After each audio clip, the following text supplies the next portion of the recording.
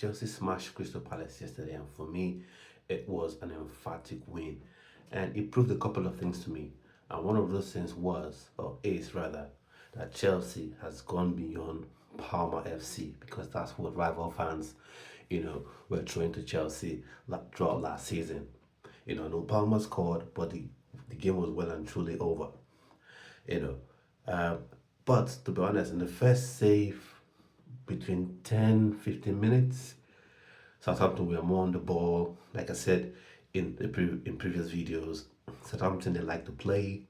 They play out from the back, and they want to own possession, want to control play, which is fair due to them. But I've always had my own complaints about this, saying sides should be more mature, more intelligent, smarter the way they play when you want to play from the back.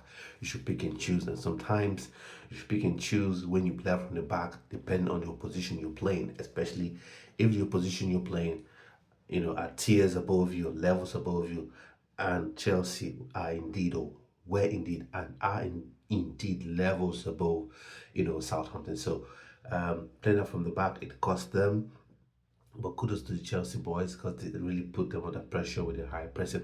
Like I said, after the first 10 to 15 minutes. And so, Noni Madueke, I think, was the man of the match.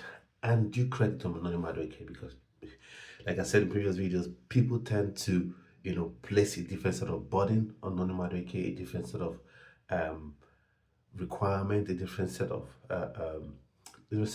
burdens, different requirements, on him. Like Noni Madueke is the only person who's, who anytime he crosses the ball, he's expected that the ball gets to the man is crossing the ball. It's expected that not only he is expected that the ball gets to the man, but it's expected that the man converts the chance. And if the player doesn't convert the chance, it's Noni Madueke's fault. But yesterday he came up with an assist. He came up with a goal as well, well taken goal. I know some folks are trying to blame him for that chance he had, after Cole Palmer's shot was saved by the goalkeeper.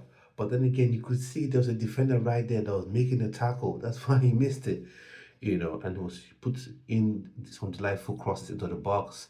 Unfortunately, the team were not able to take advantage of it. So, but he really had a very good game, and I think he deserved to be man of the match. And Philip Jorgensen, for me, like I said before, and I'll say it again, if you want your goalkeeper rather, to play from the back, Philip Jorgensen is your guy. That is, if you're choosing between Robert Sanchez and Philip Jorgensen. Philip Jorgensen is the man you want playing out from the back, as opposed to Robert Sanchez. You see, he's more composed on the ball. His pass selection, is better than Robert Sanchez. His delivery and execution, is way better than Robert Sanchez. His composure on the ball, because if you're a goalkeeper and you want to play out from the back, you must be composed. You see the likes of Edison, you see how controlled he is on the ball. So Philip Jorgensen, I think, is a better bet than Robert Sanchez. I think Robert Sanchez may just slightly be a better shot stopper than Philip Jorgensen is, but there's not that much in it. So for me, I think Philip Jorgensen should be the goalkeeper from today, from now, from henceforth. But who knows? Maybe just a thing where Enzo Maresca switch the team up and will be reinstated Robin Sanchez come the Tottenham game. So for me, well, that's fair dues. Let's see how that turns out. Disasi got a goal. That was good for him. But still, for me, Disasi, no. Just no. Him and Badiashile. If Juventus, you're still interested, you can come take these guys. You can come take them, in my opinion. And then Tosin, I think Tosin would be a good replacement for Fofana in this time where he's injured. Nkunku got his goal, and then he got an assist, a funny assist, a weird assist, because he was looking to score, and Cole Palmer just tapped it in at the goal line. So all good play from him. He got an assist, magnificent, because he's someone that for some reason he's been receiving sort of grief from some Chelsea fans. Oh, Jackson is better than him. He can't score the kind of goal Jackson scores in the Premier League. No, Nkunku is a way better player than Jackson. Don't get it twisted. Don't get yourself confused. Don't even try to argue about it. He's a better player than Jackson.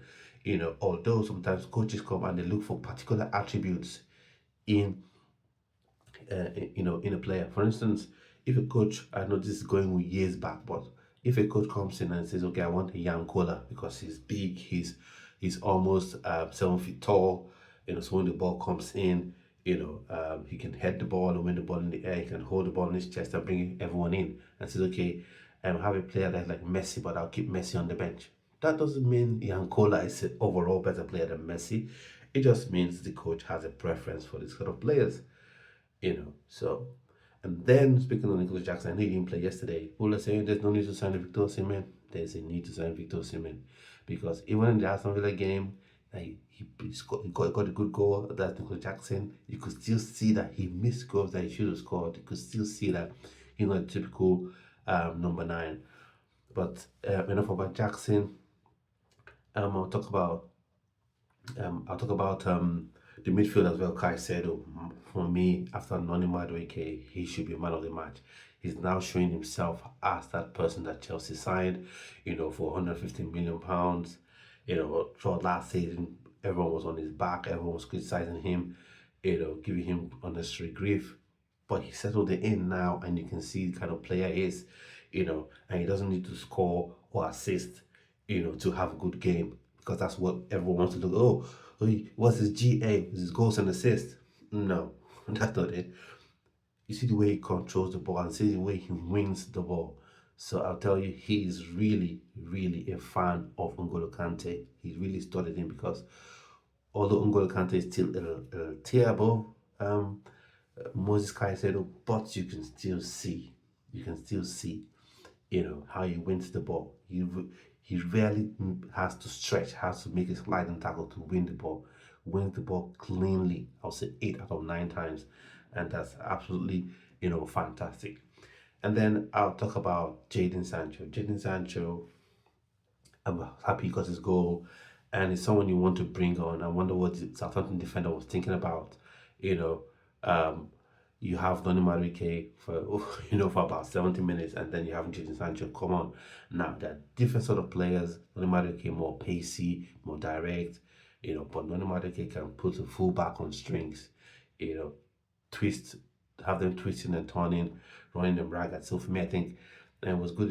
He came on and I was happy he got his goal as well. Obviously, that's a monkey off his back. So hopefully, That's the first of many. Respect to Jadon Sancho. So good game good game for Jadon Sancho. And I'll say overall the team played well, and Enzo Maresca overall, you know, and set the team out rightly. He did something similar, like in the game versus Leicester City, he played with João Felix, and you always know, like I said it when João Felix was at Chelsea in his first stint under Lampard. I said it. I said, you play him as a winger, he's not a typical winger. He's always going to go central. So in this game, you see him playing closely with Cole Palmer, and indeed he showed it. He proved it. I always knew this. I've always known this, that João Felix always puts in the shift, but yet again you have people who they look at where the player is from. Okay, he's from Portugal and Iberia. The flair. Foreign people, and then he's a handsome looking guy that looks like if he wasn't playing football, he probably would have been a supermodel or something like that. And so, oh, okay, stereotypically, he doesn't put in the work, but you can see he runs back, he tracks players, he wins tackles. You can see him really putting in the shift. So, João Felix, he didn't score. I know that there was a chance he missed. I was like, oh boy, why did you miss that? Because he had more time than he realized. The cross was put in by Palmer. He had enough time to chest that ball, break it down, and place it far post. But he wanted to go for the quick header, and he missed it ever so slightly. But in this game, at this level, it's tiny, tiny, tiny, tiny margin. So overall, good game. Maresca, very good as well. So you can see it because last season, at least for the best part of last season, everyone was going, in on the players. Oh, they're not good enough. They're too young. The goal they've signed, they're not good enough, and people were just sort of fawning over Pochettino. But now you can see that, well, okay, Chelsea may not win the league, but the way they've played, they can most certainly compete for top four and have that, sewn up, this season. And it's very important for a team to, to get top four. So, I don't know what your thoughts are on the game for Southampton. And I suppose say Chelsea would have scored more, but fair dues. But for me, I think it was an amazing performance.